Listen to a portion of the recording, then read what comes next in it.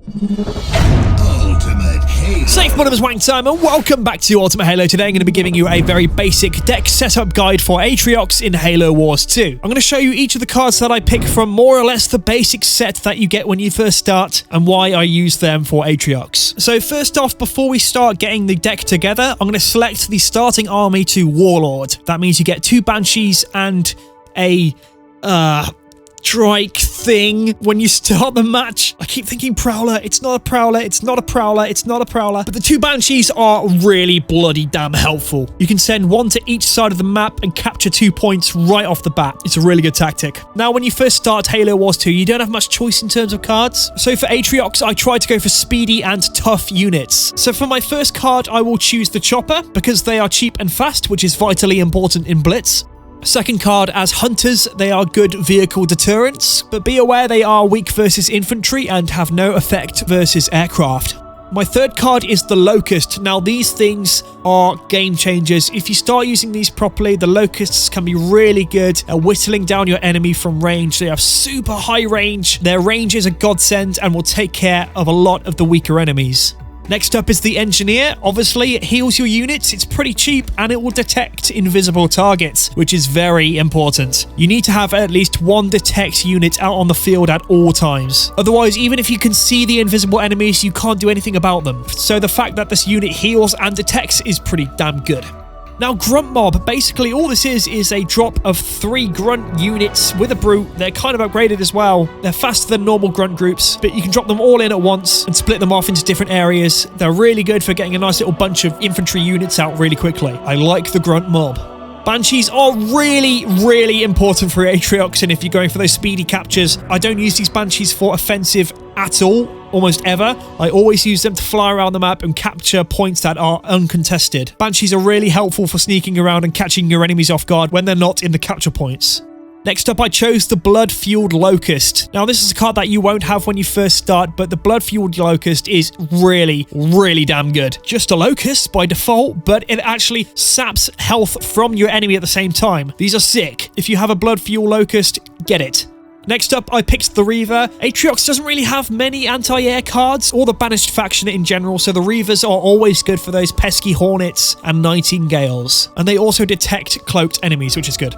Next up, I chose Ironclad Hunters. They're really helpful. They're like Hunters, but obviously better. They give the units around them some more defense, which is really helpful.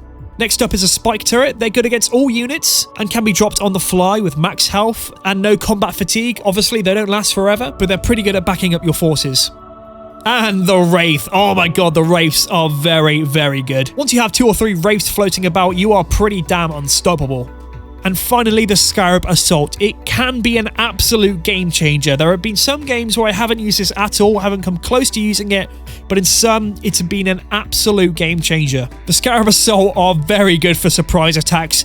If the enemy makes the mistake of sending in their whole army at you, deploy a Scarab if you've got the energy, and they're done. They are done, like, for the rest of the game.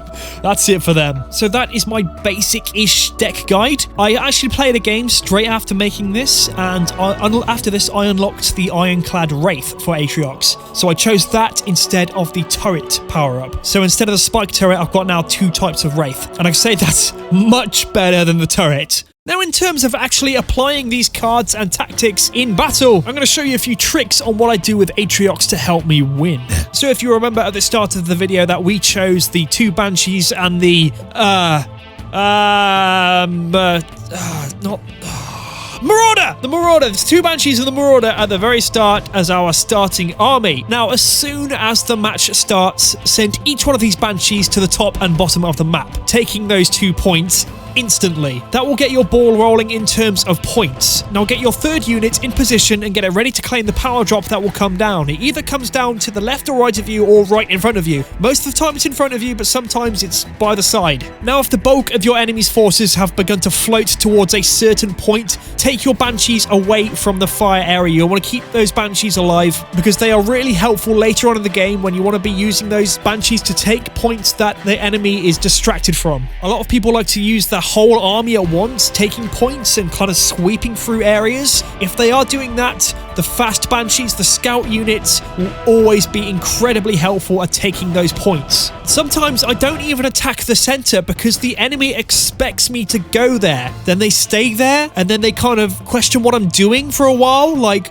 spread my forces between the top and the bottom. And then when they go and send their forces to the top, I move away, I let them take the top, and then I go on the counter attack to the middle, because in the time you spend waiting for them to make their move, you can use that time to counter your enemies by picking new units. Like, look at their units. Do they have like some air? Then pull down a Reaver, or have some hunters, then pull down some infantry. So get ready for your enemy and get ready to go on a counter attack maneuver. The good thing about my speedy and tough build is that obviously the speed units, the scout units can get around the map, getting those control points quickly and getting those power drops quickly, both of which are the core point of Blitz. And the units like the Locust and the Wraith are brilliant at just taking down enemies in general. Of course, I can't give you a perfect win-all tactic because every enemy player is going to play differently, but here are my core points. Speedy units to take capture points and gain energy. Try and build a deck of tough units that do a lot of damage very quickly. And study your enemy's units to then bring out units that will counter their units, which helps you save time, points, and power, and not have it wasted by calling in the wrong units for your enemy. So that's it, guys. Tell me what you think about my setup guide for Atriox. When the full game comes out and when I have more cards and stuff like that, I'll do these again, because obviously everything is subject to change. But if you can, leave a like on this video, that'd be sick, and subscribe to us, Ultimate Halo, for more epic Halo Wars 2 content. So safe, my name is Wangtime. I love you long time, and I'll see you next time on Ultimate Halo. Ta-da! Subscribe now to Ultimate Halo for more unfriggin' believable Halo content.